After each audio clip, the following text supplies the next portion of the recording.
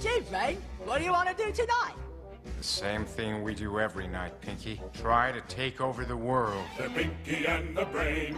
Yes, Pinky and the Brain. One is a genius, the other's insane. They're laboratory mice. Their genes have been spliced. They're Pinky and the Brain. Brain, brain, brain, brain, brain, brain, brain, brain. Welcome to Pinky's Podcast, Week 7. Once again, another good week. This league is total clusterfuck. Everybody's 4-3, besides me and Davis at 3-4, and Dwyer's shitbag team at 1-6. I feel bad for shitting on Dwyer. I realize I've been doing it a lot. I want to apologize to Dwyer. But this is what happens. If you're 1-6, your team sucks. And this podcast tells the truth. So I'm sorry your team sucks. I'm sorry I have to remind you constantly that your team sucks. But it's going to happen again this week. Because your team sucked this week. So I'm sorry your team sucks. I'm sorry I have to keep telling you your team sucks. But it's going to keep happening until your team stops fucking sucking. Which I don't see happening anytime in the near future. Especially after some of the shit you pulled this week. We'll get into that later. We'll start off. Eddie beat Espo 119.5 to 95.5. Eddie had a big week out of Andrew Luck and DeMarco Murray. Mike Evans also went nuts. Gronk had a big game at 17 points. Mike Evans had 25. Jordy Nelson and Mohamed Sanu stunk for him, but 119.5, pretty good game. Could have even been bigger because he had Matt Forte, who I've shit on the last 2 whatever weeks, had 27 points on his bench. Then we had Espo's team, 17 points out of Brady. A little bit below average, but nothing to really cry about. Jordan Matthews stunk with only 2.5 points. He did have a big week out of his defense with 17 points from the Ravens. Other than that, nothing really noteworthy there. Both teams 4-3. Like I said, everybody's pretty much 4-3. Next, we had Mayette beating up on Dwyer, 97.5 to 65. Matt Ryan, not very good against the Chargers, even though his team put up 30 points. I don't know how the fuck that works. He only had 12 points. Jordan Howard stunk with 2 points. Matt Jones stunk with 0 points. I don't know if something happened to Matt Jones. I mean, that's fucking disgusting. 0 points out of a starting running back. Ooh, that was a loud one. Apologize for that. Clay Meredith, or whatever the fuck his name is, the guy who had 2 good weeks for the Bears, he stunk 1.5 points. Other than that, nothing significant about Dwyer's team, besides the fact that he played the fucking Bears defense, which is, like, I think I referee teams who have better defenses than the fucking Bears defense, the little 9-year-olds on Sunday mornings. They are atrocious. I think that's Dwyer telling us he's given up when he plays a fucking Bears defense against the Packers. I mean, the Packers have stunk so far this year, but God, you still expect them to put up fucking 50 against the Bears. So, I don't understand that decision whatsoever. Mayette didn't have a very good week either. Russell Wilson stunk for him. Lamar Miller, not very good. C.J. Anderson had a pretty good week with 16 points. Allen Robinson was fucking terrible. 1 point. Michael Crabtree continues to surprise me. He had 19. And T.Y. Hilton had a very big week with 22.5 points.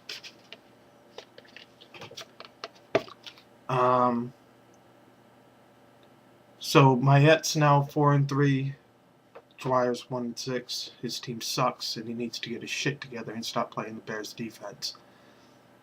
Then we had Davis at 93.5, beating Kyle Cabral at 79. Not a good week for Kyle. I mean, Kyle just didn't have anybody really put up big scores for him. He had Isaiah Crowell put up 14.5. Stafford had 17 for him. Everybody else was mediocre. Amari Cooper stunk with only 4 points. And his defense was absolutely atrocious. Bills negative 5 points for him, so that hurts. That hurts a lot. Davis was lucky to have Rodgers facing the fucking NFL's version of a Z-Pack in the Bears defense. Just play them. everything that's wrong with you fucking goes away. You're just instantly cured. He also had a big week out of LeGarrette Blount with 24.5 points, and everybody else was nah. Next, I feel bad for Barnesy. Ben beat him 140 to 125. 125 points should win you most weeks. But Ben had David Johnson with 20, Latavius Murray with 18, AJ Green, shout out to him on my DraftKings team, 26 points. Tyrell Williams had 17.5. Cobb had 22.5, and he got fucking 17 points out of Josh Lambo, his kicker. So that's always nice when you get almost 20 points from your fucking kicker. Barnesy had Tyrod Taylor play well for him. Le'Veon Bell played pretty well. Really well, 19 points. Julio Jones had a big game with 21.5, and Spencer Ware had 19. What hurts Barnesy is he had Jeremy Hill with 25 points and Jay Ajayi with 27.5 points on his bench. I'm not doing the math, but I think if he played those two, he could have won. But hey, shit happens sometimes in fantasy football. So I feel bad for Barnesy, losing with 125 points, but still tied for first place. Everybody's 4-3 in that matchup. Then we had me versus Fayola. I won 110 to 80. Not my strongest week. Good enough to win, though. He played LaShawn McCoy, even though everybody was pretty much saying LaShawn McCoy wasn't going to do dick because he didn't want to drop anybody on his team, which I don't understand why you wouldn't drop Clive Walford. I fundamentally don't understand why he's still on your team. I'll keep saying that. Oh, that scared the shit out of me. That should make for fucking podcast gold. And like I said, all those tough defensive matchups really didn't help him out. Larry Fitzgerald had a pretty good game with 11.5 points. That's more than I thought he'd do against Sherman. But Martellus Bennett didn't do dick against the Steelers. He only had half a point. All of Kyle's scoring pretty much came from his fucking defense. Philly had 25 points. I was shitting my pants during the 1 o'clock games. But during the 4 o'clock games, Melvin Gordon, my Lord and Savior, came through with 32 points for me and essentially put the game away. I no longer had a reason to be afraid of Kyle. 32 points, huge game, 3 total TDs. Delaney Walker also stepped it up towards the end of the 1 o'clock games. He had 17.5. So thank you, Kyle's quarterback, Marcus Mariota, for throwing all of those passes to him. Terrell Pryor stunk, but he was kind of banged up. I didn't know how much, but not good. Brandon Marshall, also not very good. Odell Beckham continues to either put up 6 or fucking 36. That's not frustrating at all. And Frank Gore has been resurrected from the dead. He put up 16.5 points for me. I fucked up a little bit. I thought the Saints weren't going to play very well on the road against Kansas City. So my 3 Saints players were on my bench. Breeze put up 24 points, Snead put up 12.5, and Michael Thomas was a fucking monster and put up 18 points.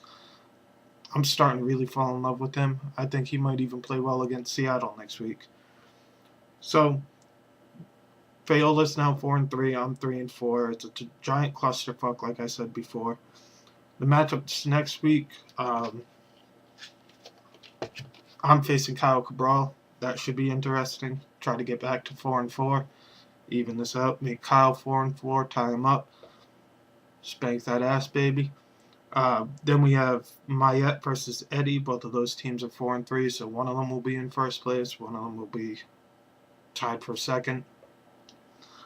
Then Davis is going to be 4-4 because he's facing Dwyer. So that sucks because I really want to separate myself from Davis after all the shit that I've talked about his team. Barnesy's facing Fayola. Both of those teams are 4-3. And Espo's facing Ben. Both of those teams are 4-3.